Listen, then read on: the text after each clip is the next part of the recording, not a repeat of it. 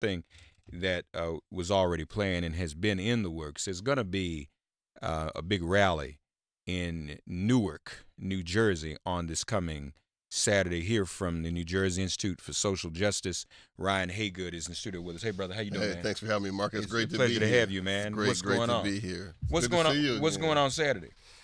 So I think, Mark, what's going on Saturday is an example of what direct democracy is. Phil Murphy is the governor of New Jersey. He was elected in significant part with 94% of the black vote. And so we're This is a hosting Democratic governor. a Democratic governor and someone who really regards himself as one of America's more progressive governors. And so we're hosting a rally for the 94% to lift up some critical issues specific to black people in New Jersey. You know, Mark, New Jersey is often seen as really a beacon for democracy, Mm-hmm. but it's also one of the states with some of the most staggering racial disparities in the country. And so part of what this rally is about, this rally for the 94%, is to lift up core issues around economic mobility, around criminal justice reform, around building an inclusive democracy, to focus the governor on those issues. And the truth is, 10 months into his administration, he's largely not been focused on issues specific to the 94%. And Mark, that matters because he gets 94% of the black vote. Governor Murphy gets 82% of the Latino vote, but he only gets 47% of the white vote. So put differently, 53% of white voters in New Jersey voted for his opponent, Lieutenant Governor Kim Guadagno. So, but for the black and Latino vote, there's a very good chance that Governor Murphy does not become the governor of New Jersey. So this is another example of a politician taking the black and Latino vote for granted. I mean, the truth is, I think what this rally is really about is giving Phil Murphy the benefit of the doubt and saying, we learned this from Barack Obama, who, when he said to you and me and other advocates, when we asked him for things, he said, you're going to have to make me do those things you want me to do. And so we are urging Governor Murphy. In fact, we're forcing Governor Murphy to focus on issues that he's not yet focused on. I want to lift up a few of them because Please. the numbers are really staggering. Please Folks do, don't right. think about New Jersey in this way, but when you look at the numbers in New Jersey, they really do break your heart. So New Jersey, I'll tick off a couple in the economic justice context. New Jersey is actually one of the wealthiest states in America. In New Jersey, the median net worth for New Jersey's white families is $271,000 a year. This is the highest, Mark, the highest in America, $271,000. New Jersey has median net worth. Highest median net worth in the country. In the country for white families. For white families. Okay, $271,000. But by really stark, staggering, and shameful contrast, the median net worth for New Jersey's black families is $5,900. $5,900 versus $271,000 for median net worth. And of course, wait a minute, how much for black families? Yeah, exactly. So it bears repeating. So it's $5,900, the median net worth for New Jersey's black families, versus $271,000 for New Jersey's white families. And Mark, this is 50 years out from the year in which Dr. King visited Newark, New Jersey to build support for the Poor People's Campaign. So part of what these disparities reflect is systemic racism that has driven these racial disparities. And you need a specific plan to interrupt those disparities. And 10 months into his administration, Governor Murphy hasn't yet articulated one. But there are other disparities. I'll lift up one more around youth justice. So New Jersey has the highest black to white youth incarceration disparity rate. So in New Jersey, a black child is 30 times more likely to be in prison than a white child, even though black and white kids commit most offenses at about the same rate. And 10 months into his administration, Governor Murphy on this issue has been entirely silent. You cannot find a speech or a statement he's made that lays out his plan to address these issues. And so part of what this rally is really about is, yes, it's a make Phil Murphy do it moment, but it's also an opportunity for people of color, black folks, Latino folks, supportive white folks to support issues that are critical to this demographic. And these have been issues that we've seen over many, many years. And for them, you need a specific targeted approach. Is New Jersey, because at one time, New Jersey had the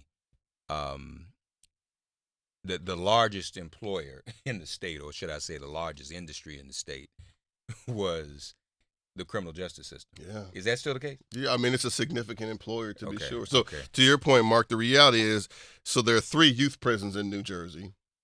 They're mostly half full. As I mentioned, there's a 30-to-1 black to white youth incarceration disparity rate. In New Jersey, Mark, which is a state of more than 9 million people, this number always blows people's minds. It blows mine every time I say it, so I say it as often as I can because the numbers matter. New Jersey is a state of more than 9 million people. In the entire state, there are 22 white kids in prison. 22 white kids in prison in New Jersey, a state of more than 9 million people. Now, this is not a push. We're not advocating to incarcerate more white kids, but what we are saying is that we have found a way to do youth justice well when it comes to white kids. But for black and brown kids, the overwhelming majority of whom fuel the youth justice system, we've not found a way to react to those kids as kids. In fact, we treat them as something other than kids. And our first response too often, I see your mind is still blown by that, Mark. Our first response is too often is to incarcerate those kids. So I'm going to run that back because folks so who are watching 22 white kids in the whole state. In the whole state of New Jersey. Lord have a mercy. state of more than That's 9 not funny, million but it is. people. I can't. But look, we know this. The reason it's so low is because in New Jersey, we don't incarcerate white kids except as a last resort. But the reason there's a 30-to-1 black to white youth incarceration disparity, the reason why black kids are 30 times more likely to be incarcerated than white kids is because for black kids, the first response is often to incarcerate. So here's the thing. Governor Murphy got 94% of the black vote. So the question then is, Governor Phil Murphy, what is your specific plan to address that shameful youth incarceration disparity rate? And more broadly, what's the plan to build a system that works for all of our kids? And that's partly what this rally is about. Yes, it's around how do we interrupt the staggering racial wealth gap? How do we transform youth justice in New Jersey? And finally, because we connect voting rights to the criminal justice system, New Jersey has about 100,000 people who cannot vote because they have criminal convictions. 50% of them are black, even though black folks make up just 15% of New Jersey's population. So the question then is, how do we build a democracy that enfranchises people who are in prison, on probation, and parole, as they do in Maine and Vermont? It could be right, because when we look at this opioid response, absolutely, I mean, it's being treated as a health crisis, like all drugs should have been. Absolutely. But when we were dealing with drug crises in the black community, that's right, through drugs imported by Ronald Reagan in the crack cocaine Contra piece, yeah, I said that because that's what happened. It was all about mass incarceration, absolutely, and punitive. So let me be, and I don't let me just do this because I don't want to sound self-contradictory. We had a caller call the other day, encouraging for using an example such as this. A Democratic politician not supporting or his own constituency that elected him and taking that constituency for granted. This caller called in to use that as justification not to vote in the midterms. And I chastised him for that because a lot of that was circulating on Facebook in 2016. This is an exception. This is different because there's no election per se for governing anything in New Jersey. These guys already been elected. And so this is an example when you have such a glaring and stark example where a politician has been elected only because of the black and Latino. That's right. Then you got to do something about that. So that's what's happening on Saturday.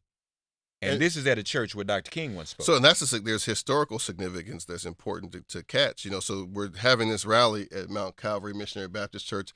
Mark will be the MC of the program. We've got some powerful speakers who will lift up these issues critical to 94%. But it's happening at the church where Dr. King spoke 50 years ago to build support for the Poor People's Campaign. Right. And 50 years later, New Jersey has one of the most staggering racial wealth gaps in America. But to your point, Mark, look, this is a sort of a rally that's twofold. One of it is we're urging people, look, democracy is not a spectator sport. You cannot afford to sit on the Democratic sidelines. We need folks to vote loudly and vote strong, but then we also need you to carry that participation forward to hold elected officials accountable that we elect. So I just want to say quickly, this really comes from a meeting we had with the governor back in May. And it was in that meeting we're lifting up these policy issues. And the governor says to us, a group mostly of black folks, of advocacy organizations, the NAACP, the Association of Black Women Lawyers, the Fair Share Housing Center, the New Jersey Black Issues Convention, some faith leaders. He says to us, a group of black folks, well, I got 94% of the black vote. This is the governor to us. And it's an interesting thing to share to a room full of black folks who know exactly how he got elected. So our response to him was, are you telling us that because you want to remind us of your popularity among black voters, or because given the 94%, you have a specific plan to address these racial disparities? And at that time, Mark, this was May, it's now October, he did not have a specific plan. So part of what this is, there's a march to a rally to push policies. We're not just having a rally for rally's sake, but this is really a rally that's intentional about pushing policy issues forward and focusing the governor on those things. The moral of the story is vote for Democrats and hold them accountable.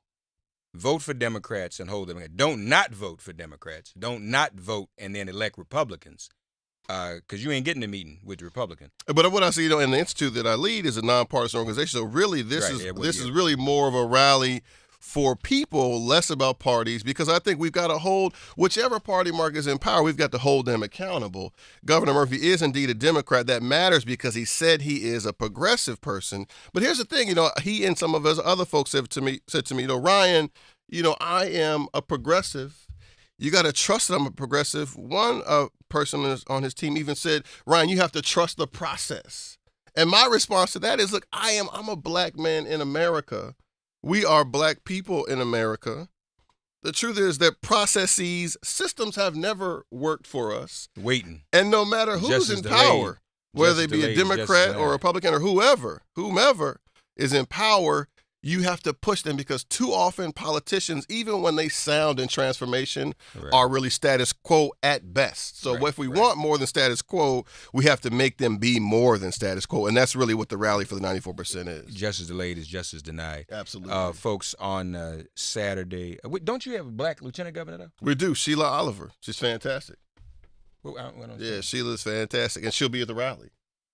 So, yeah, she's fantastic. The black lieutenant governor who works with the governor is going to be at the rally. She'll be at the rally. She can't do anything? She can't get Phil Murphy? So, part of what we said to Phil Murphy is let us figure out specific, concrete ways to work with the lieutenant governor.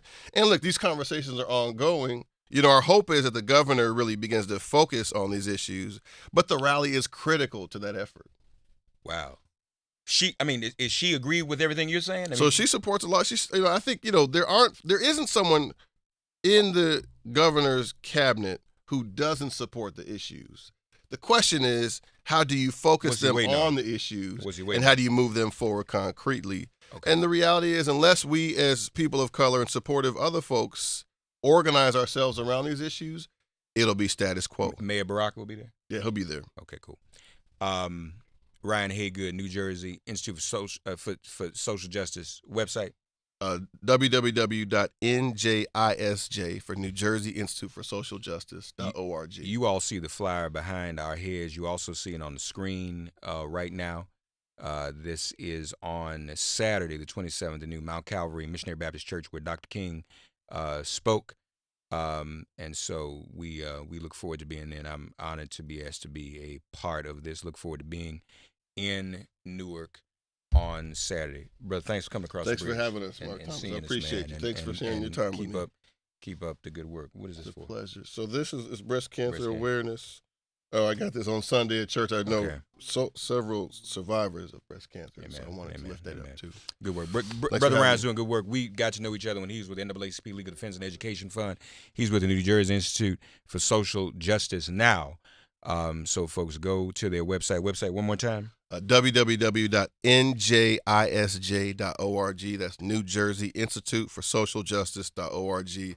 And we'll see you Saturday, rain or shine. All right, folks. Charlotte Alter of Time Magazine in studio coming in with us next. 866-99 series. Keep you posted on the latest bomb news that is going on. Sirius XM Progress 127 Resistance Radio. Get woke and vote. Get out to vote. Get ready for impeachment. This is MIP.